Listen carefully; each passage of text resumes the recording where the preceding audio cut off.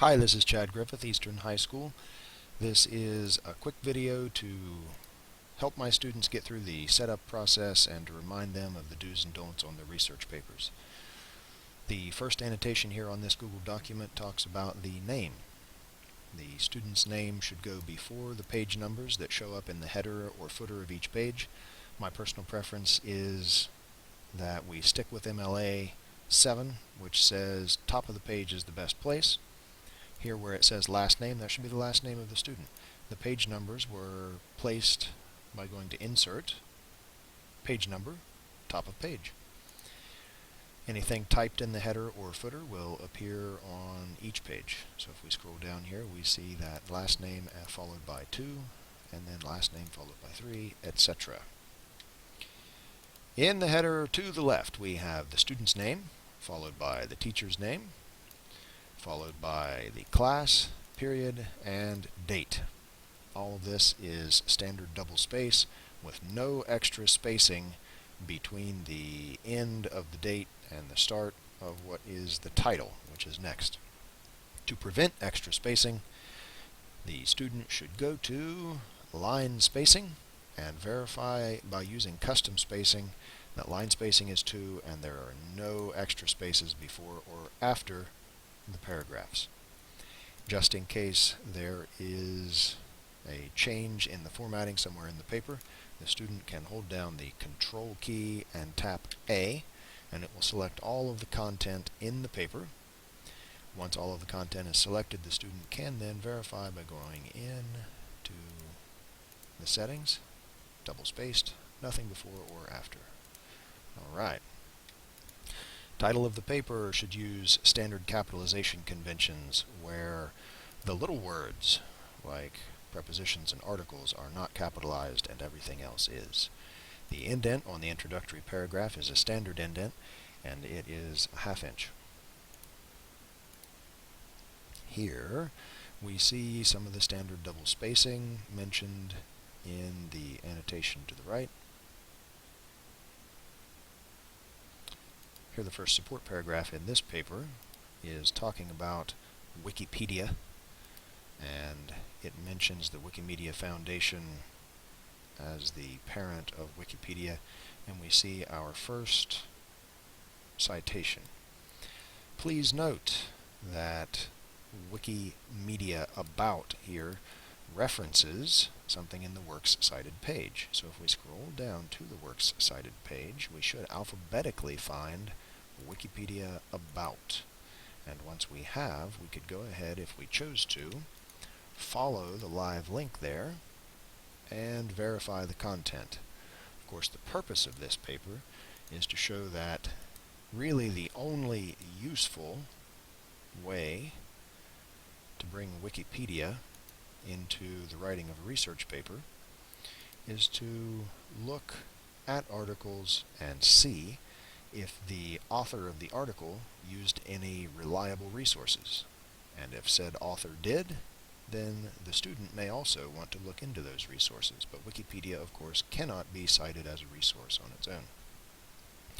Note in the format that if using a period, the period comes at the end of the student's sentence and the parenthetical citation is considered part of that sentence. So the period follows the parentheses.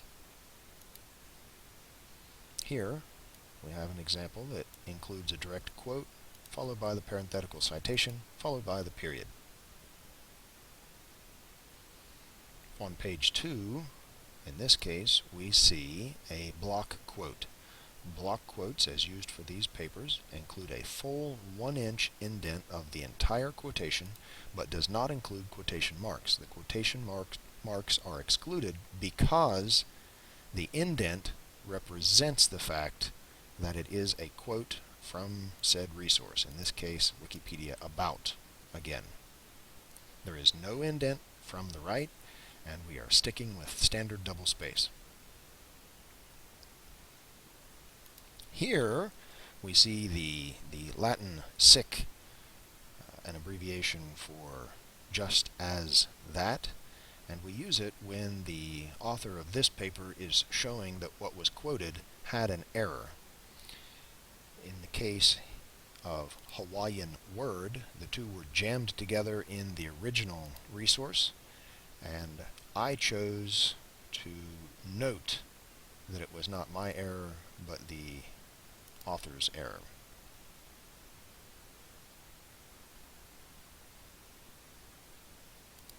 The Works Cited page. My recommendation is that students use EasyBib to create their Works Cited pages, and it is important that the students realize that the Works Cited page should always start a shiny new page on the document. The way that I place the Works Cited page on a new page is to insert a page break.